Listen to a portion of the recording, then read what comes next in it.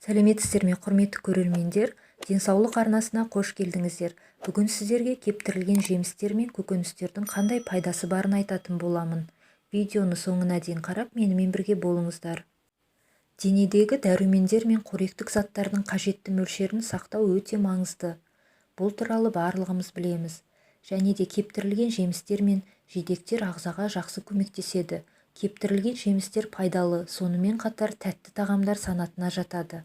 Алайда олар шай ішетін қант емес, қандағы инсулин деңгейін жоғарылатпайтын фруктоза мен глюкозаға бай болып саналады. Кептірілген жемістердің калориялары жоғары, бірақ бұл тәттілер мен торттардағы зиян калориялар сияқты емес. Кептірілген өрік жүрек пен қан тамырларын емдеуге жақсы көмектеседі. Кептірілген өріктің құрамында калий мен антиоксиданттар көп. Кептірілген өрік ағзадан зиянды холестеринді шығарады. Қалқанша безі ауруы және қант диабеті бар адамдар үшін аса пайдалы. Кептірілген ананас калий мен магний, темір және мырыш, Б дәрумені мен талшықтың қайнар көзі ас қорытуға пайдалы. Сондай-ақ кептірілген ананас ісінуден арылуға көмектеседі. Ағзаға күш береді және көңіл күйді жақсартады. Темекіні тастауға организміңізге көмектеседі. Көптеген темекі шегулердің тәжірибесі мұндай тәтті тағамдар темекі шегуге деген ықыласты азайтатынын айтады. Баклажан. Бұл өнімнің ең құнды қасиеті холестеринді біляшкілердің қан тамырларын тез арылту және жалпы қандағы жаман холестерин концентрациясын төмендету болып табылады. Баклажанның құрамында мыс, марганец көп.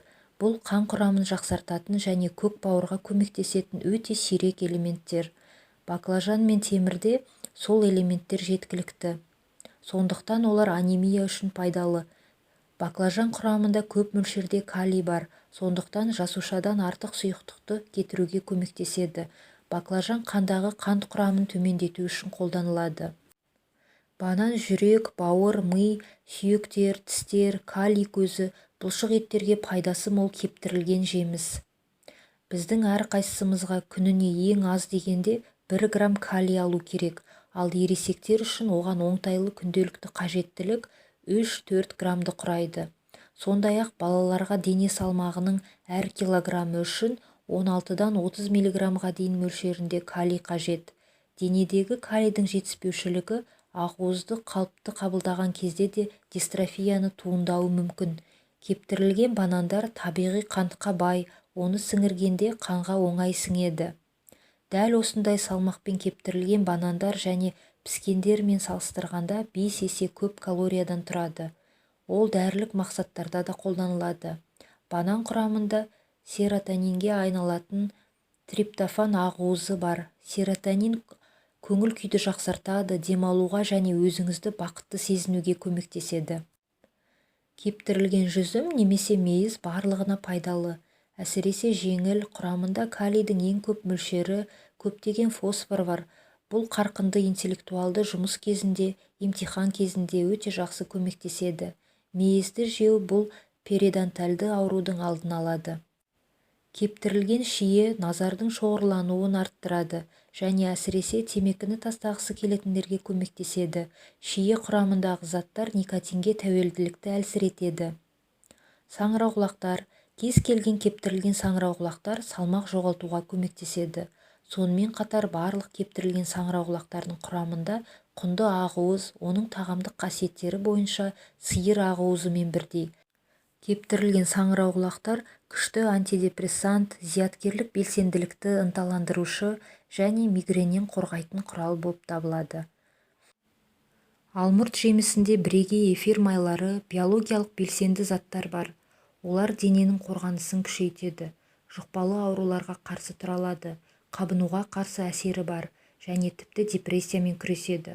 Алдын алу және емдік мақсаттары бар диетада алмұрт, жүрек, бауыр, бүйрек, қант диабеті бұзылған капилляр өткізгіштік ауруларына қосылады. Алмұртпен емдеуді жыл бойы жүргізуге болады, өйткені кептіру кезінде жемістер барлық дерлік биологиялық белсенді заттарын сақтап қалады. Кептірілген алмұрт компоты созылмалы кәліктен арылуға, сонымен қатар жыныстық белсенділікті арттыруға мүмкіндік береді. Құрмалар, әсіресе мысырлық құрмалар суық тиюді қайтарады, жоғары температурамен күреседі. себебі құрамында ацетилсалицил қышқылына ұқсас қосылыстар бар. Айтпақшы, бұл аздаған құрғақ жемістердің бірі, құрамында В5 провитамині бар. Ол бізге шаш пен тырнақты қатайтуға көмектеседі. Қара жидек көру қабілетін сақтауға қабілетті А дәруменіне бай. Сонымен қатар ол қандағы қант деңгейін төмендетеді, сондықтан қант диабеті бар адамдар үшін өте пайдалы. Қара өріктің құрамында өсімдік талшықтары көп болғандықтан, қара өрік ас қорыту жүйесі аурулары бар адамдарға тағайындалады. Қара өрік витамин тапшылығы мен анемия кездесетін адамдар үшін өте пайдалы. Алма дәрумендер мен минералдардың жетіспеушілігін толтырады. Сонымен бірге ас қорыту процесін жақсартады.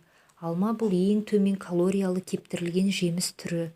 Асқазан мен 12 елі шектің ойық жарасы бар адамдарға, сондай-ақ асқазанның жоғары қышқылдығы бар адамдарға кептірілген алма жеуге кеңес беріледі.